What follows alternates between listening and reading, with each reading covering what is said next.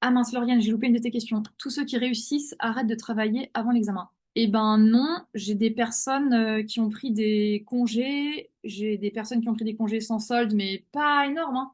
Ils ont pris une semaine ou 2 semaines, mais ils ont travaillé en fait pour avoir leur examen. Après, j'ai envie de te dire, c'est toujours pareil. Si c'est la première fois que tu présentes, j'ai envie de te dire, voilà, là, tu as déjà des conseils de ma part, des conseils de Mélissa, révise le max que tu peux et présente-toi. Essaye déjà sans forcément poser beaucoup de congés, tu vois. Si c'est la deuxième fois que tu le présentes, alors là, peut-être, ouais, investis soit en congé sans solde, soit peut-être en étant 1 mois ou 2 mois sans emploi dans une étude ou à mi-temps. J'ai aussi des membres qui se mettent à mi-temps, tu vois. Après, c'est des négociations ou à 80%. C'est de la négociation. J'ai même eu une fois un membre qui était, en fait, je crois que vous avez l'INCJ un jour dans la semaine. De mémoire, c'était le mercredi.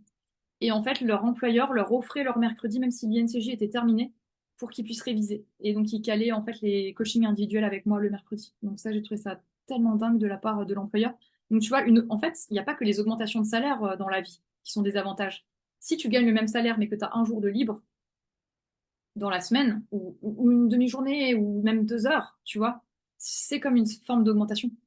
Parce que tu gagnes le même salaire en travaillant X heures de moins. Donc peut-être que tu peux négocier quelque chose comme ça. Et on peut en parler avec grand plaisir. Si tu prends un appel avec moi, tu as le lien dans le chat. Mais en tout cas, ce que je veux te dire, c'est qu'il y a des solutions.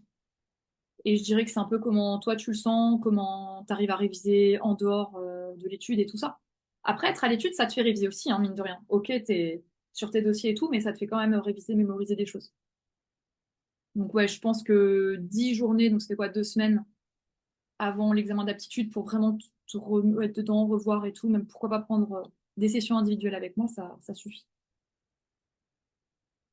Lauriane, merci de tes conseils. Avec grand plaisir.